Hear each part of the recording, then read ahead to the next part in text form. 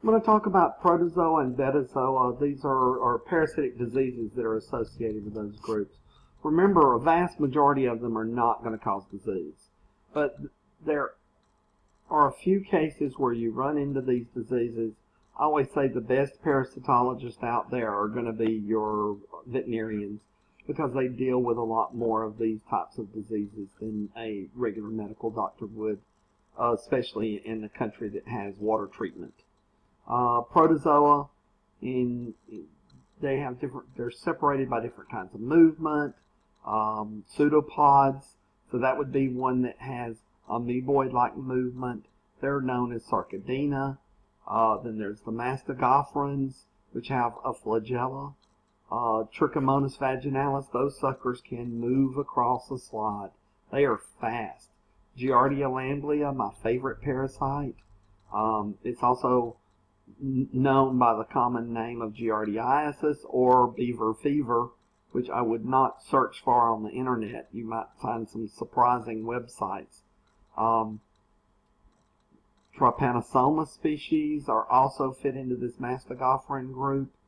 We're going to talk about these in a lot more detail as individual parasites, but this is an overview. Coleopterans are ciliated protozoa, and there's only one example of any that cause infection in humans. Balantidium coli is a large protozoan with lots of tiny little cilia around the outside of it, causes diarrhea. It's typically associated with raising pigs or being associated with feces from pigs. Sporozoa includes a couple of organisms, one of which malaria is probably the most common parasitic disease in the world. Malaria is caused by a Plasmodium species, and then you have toxoplasmosis, Toxoplasma gondii, which is spread from like cat litter boxes to humans. If you have if you are pregnant or if your spouse is pregnant, you want to make sure they are not exposed to cat litter. So it's up to the guy to do the cat litter box change and, take care of it themselves. The woman doesn't need to be changing out the litter box while she's pregnant. The metazoa, we're getting in some of the worms, and that includes the platyhelminths, which are your flatworms, like your tapeworms, your nematodes, which are your roundworms, and then, of course, your arthropods, which include your mites, ticks, fleas, lice, and flies. Add a comma there.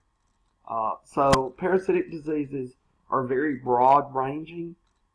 They were some of the earliest known because they were the first ones. If you saw a worm crawling out your backside, you kind of recognize that as causing a problem.